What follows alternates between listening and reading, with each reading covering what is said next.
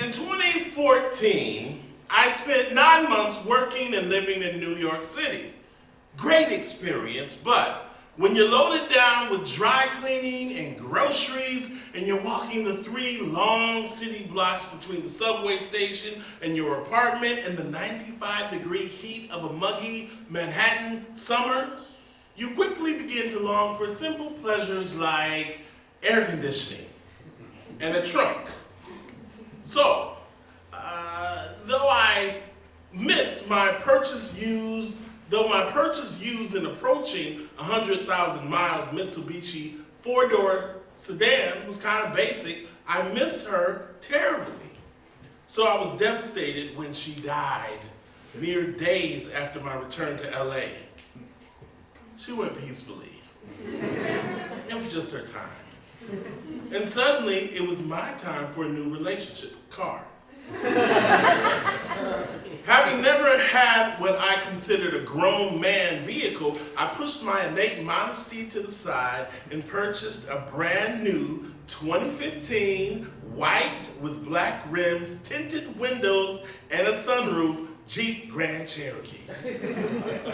Oh, it was glorious. I mean, the words eye-catching get thrown around, but when you're driving down the street and you see eyes getting caught in real time, the phrase takes on a whole new meaning.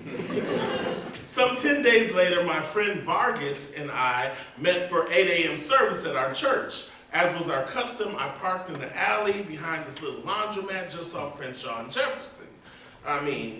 This particular Sunday, it was raining, so I jumped out and made a run for it. After service, I realized I didn't have the key fob.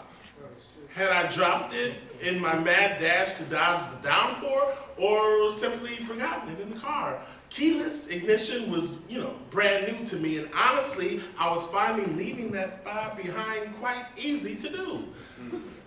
When Vargas and I reached the alley, there behind his drizzle-covered car where my truck should have been, was a big empty space.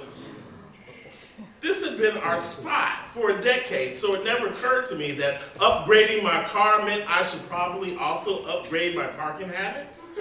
Nonetheless, on that, only my second time taking my beautiful new truck to the hood, yes, it's the hood, not deep in the hood, but still the hood, she was gone. We checked around the corner, as if maybe whoever moved the truck, maybe they just moved it a little bit. Next, I called 911 and was told this was not, in fact, an emergency, that I should just simply file a police report. How is this not an emergency? A loved one was taken.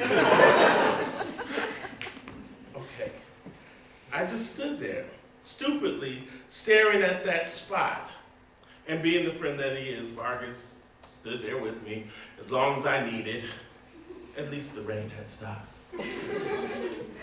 By Monday, I had relayed the account several times, leaving out the, key part. When about noon, someone asked me, does the car have an onboard navigation system? I said no.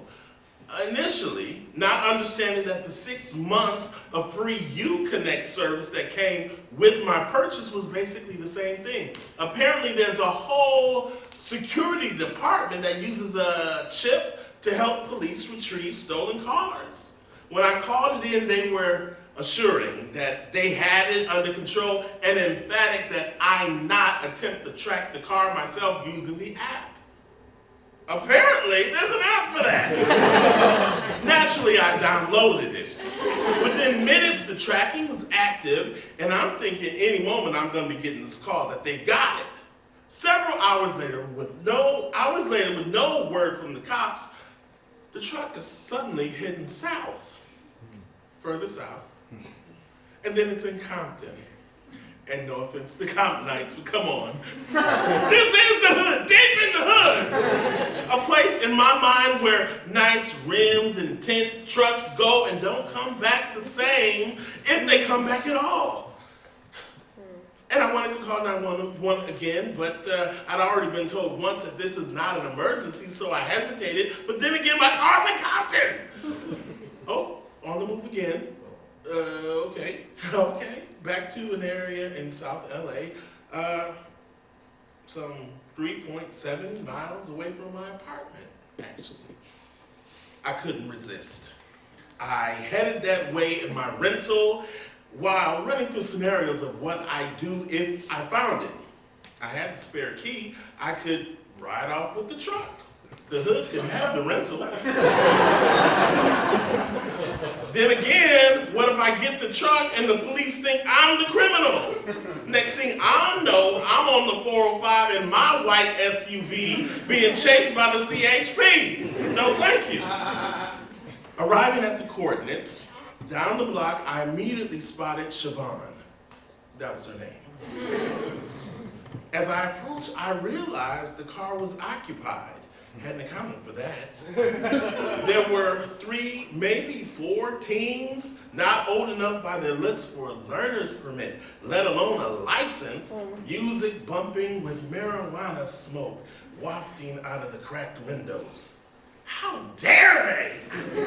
I had a notion to jump out and confront these little knuckleheads on the spot, but as I drove past, I briefly made eye contact with the young man in the driver's seat, and I just decided to roll on.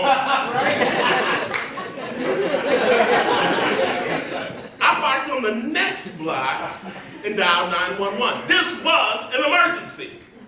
I kept watch for 2.5 more hours before the police finally dispatched units. And believe it or not, those boys, still in the car. 5-0 pulled up on them so quick and boxed them in that they couldn't even think about running. Then, once they had them out of the car and cuffed, they gave me a call to, come on up. Okay, what? Why did I need to be all up in the mix being seen by the perpetrators and the community onlookers gathering around? This was not deep in the hood, but still the hood. And hood rules say snitches get stitches. But the cops needed me to verify that I was not related to any of the boys. They were claiming that an uncle let them use it and they brandished the key fob as proof. The cops were about to hand me that key fob and send me on my way when suddenly the vibe around me got all intense. Something more serious was happening. That's when I saw it. Lodged between the cushions of my back seat, a cop found a 9mm Glock pistol.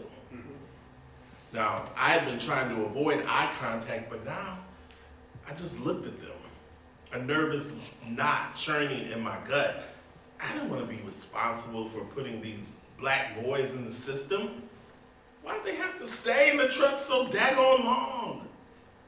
Still, as uneasy and sorry for them as I felt, I was very glad that my disregard for Uconnect's warning to let them handle it had only gone so far and that I hadn't confronted them on my own. If I had, this story could have very well taken a final twist, one I couldn't come back from. When the cops finally released the truck, I sat there on my black suede leather interior. I don't think I mentioned that. I was just staring at the empty pizza boxes and bottles of Sunny Delight that the boys left behind when it occurred to me, the smell of weed is so strong. It's real late. I'm all alone. I need to get up out these streets. After all, this is the hood. Not deep in the hood, but still the hood. Thank you.